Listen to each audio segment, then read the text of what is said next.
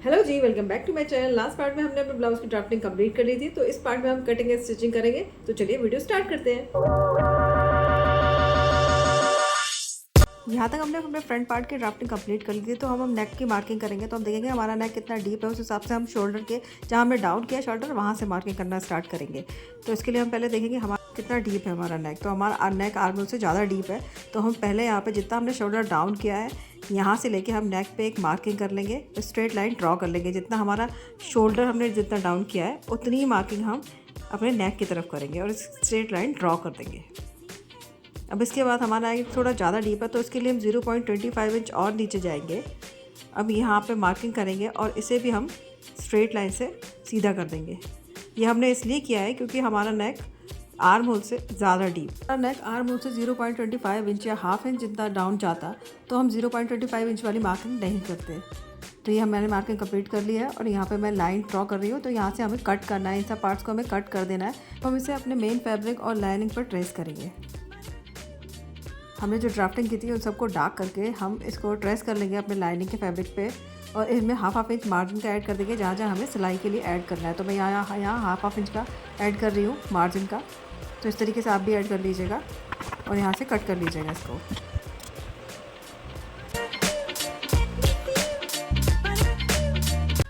और स्टिचिंग के लिए हाफ इंच का मार्जिन लेते हुए इन्हें कट कर लूँगी।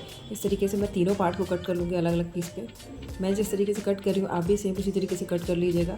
ये बहुत इजी तरीका है और इस तरीके से आप सारे पीस को इजीली कट कर लेंगे। अब हम बैक वाला पीस लेंगे और इस पर अपना फ्रंट वाला पीस का जो मार्जिन है इसको मार्जिन से मार्जिन मिला के रखते हुए हमारा जितना लाइन क्रॉस जा रहा है ऊपर की तरफ वहाँ मार्क करेंगे और नीचे की तरफ भी मार्क करेंगे हम। उसके बाद इस मार्क को हम चेक करेंगे कि मेरा ये कितना आ रहा है, तो उससे 0.25 इंच एक्स्ट्रा लेते हुए हम यहाँ पे लाइन खींच देंगे। तो इस तरीके से हम लाइंस को मिलाते हुए और आर्म होल का भी शेप ड्रॉ कर लेंगे। और अब शोल्डर पे भी हमने जितना डाउन गए थे उतने पे स्ट्रेट लाइन ड्रॉ कर देंगे। और ये यहाँ से हम अपना शोल्डर मार्क कर लूँगी। शोल्डर 2.5 इंच का लिया था, 3 इंच का मार्क कर लूँगी। उसके बाद नेक पे मैं ड्राफ्टिंग कर लूँगी, तो नेक का मैं स्क्वायर शेप ड्रॉ कर लूँगी। इसके बाद मैं इसको अपना लाइनिंग के फैब्रिक ट्रेस कर लूँगी और इस लाइन का मैं मिडल निकाल लूँगी।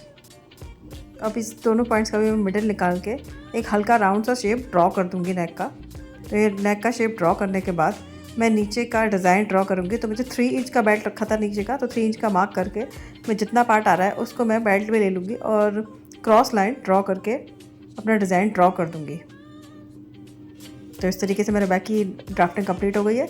तो मैं अब इसको कट कर लूँगी। तो इस तरीके से मैंने सारे पार्ट कट कर लिए हैं और इन सब पार्ट्स पे निशान लगाने के बाद मैं अब इन सब पार्ट को मैंने अपने मेन फैब्रिक पे भी कट कर लिया है। अब मैंने मेन फैब्रिक पे भी नेक पे फ्यूजिंग पेपर चिपका लिया है। अब नेक ड्रॉ करके इसको पलटी कर दूंगी। तो मैंने यहाँ पे बैक पार्ट तैयार कर लिया है। तो इसमें मैंने मेन फैब्रिक से नेक बना के इसको मैंने पलटी कर लिया है। तो मेरा बैक पार्ट रेडी हो गया है। इसी तरीके से मैंने फ्रंट पार्ट भी रेडी कर लिया है और बाकी सारे पीसेस को भी मैंने अपने मेन फैब्रिक से अटैच कर लिया है। तो अब हम ये लेस लेंगे और इस लेस को अपने नेक के दोनों तरफ लगाएंगे।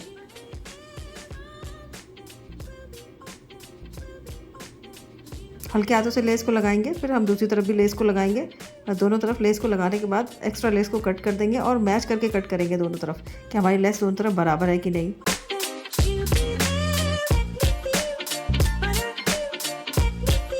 अब हम अपनी बेल्ट पे लेस लगाएंगे। जो फ्रंट की जो बेल्ट थी उस पे लेस लगाएंगे, पर जहाँ हमने सिलाई लगाई थी ना वहाँ से उसके थोड़ा नीचे से हम बेल्ट को लगाएंगे ताकि हमारी बेल्ट सिलाई मार्जिन में चली ना जाए।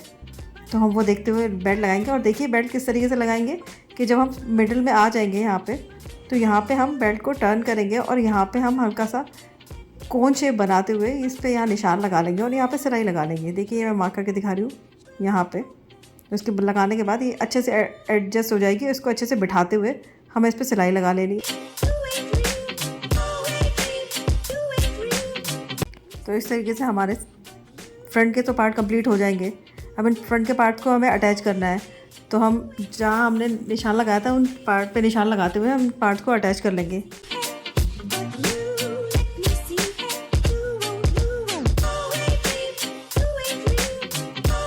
दोनों तरफ के पार्ट्स मैंने अटैच कर लिए हैं। अब मुझे अपनी बेल्ट अटैच करनी है। तो बेल्ट अटैच करने के लिए हम पहले इसे बंडल पार्ट में पिन लगा ले रही हूँ।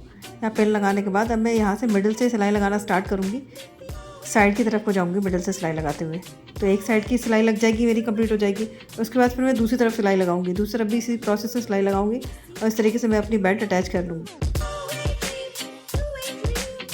तो ये मेरा फ्रंट पार्ट कंप्लीट हो गया। अब आते हैं बैक पार्ट की तरफ। तो बैक पार्ट में मैं हल्का सा कर्व देते हुए अपनी लेस को अटैच कर लूँगी। इस लेस पे मैंने हल्की सी प्रेस लगा ली थी जब मुझे इसे टर्न करना था, तो मैंने इस पर हल्की सी प्रेस लगा ली थी हल्का कर्व देके, तो इसे ईजीली कर्व शेप में लग जाएगी। आप भी इस तरीके से कीजिएगा, पहले थोड़ी सी प्रेस लगा लीजिएगा इस पर, तो अच्छे से ये लग जाएगी। तो इस तरीके से मैंने दोनों तरफ अपनी लेस को अटैच कर लिया है। अब हम नीचे की तरफ लेस को अटैच करेंगे। मैं इसे कंप्लीट कर लूँगी हुक आई लगा के, और नीचे से मैं इसको फोल्ड करके, यानी कि तुरपन या हैंड स्टिच बोलते हैं, इसे लगा के मैं कंप्लीट कर लूँगी। तो ये देखिए मेरा फ्रंट पार्ट तैयार हो गया है, बैक पार्ट भी तैयार हो गया है। इसमें मैंने हुकाई की पट्टी भी लगा ली है। तो इस तरीके से ये तैयार करने के बाद अब मैंने स्लीव्स भी तैयार कर ली है इसकी।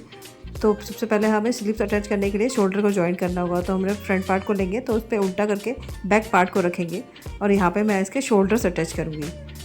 तो शोल्डर्स अटैच करने के बाद मैं अपनी स्लीव्स लगा लूँगी इसमें। स्लीव्स अटैच करने के बाद जो मैंने साइड में फिटिंग के लिए मार्किंग की थी, वहाँ पे मैं उस मार्किंग को डार्क कर लूँगी और यहाँ पे मैं अपनी सिलाई लगाते हुए दोनों फ्रंट और बैक दोनों पार्ट को अटैच कर लूँगी। फिटिंग की सिलाई लगाने के बाद हमें इसे फ्रंट में ये पट्टी मैंने बनाई हुई है, आप भी इस तरीके से पट्टी बना लीजिएगा और बीच में अटैच करनी है। तो हम पिनअप लगा कर लेंगे इसको और इसे अच्छे से अटैच कर लेंगे। इसके बाद हमारे ब्लाउज़ की कटिंग और स्टिचिंग कंप्लीट हो जाती है। तो ये देखिए मेरे ब्लाउज़ का फ्रंट लुक और ये बैक का लुक। तो ये बताइएगा आपको कैसा लगा। अगर अच्छा लगा हो तो लाइक शेयर एंड सब्सक्राइब कीजिएगा। Thank you.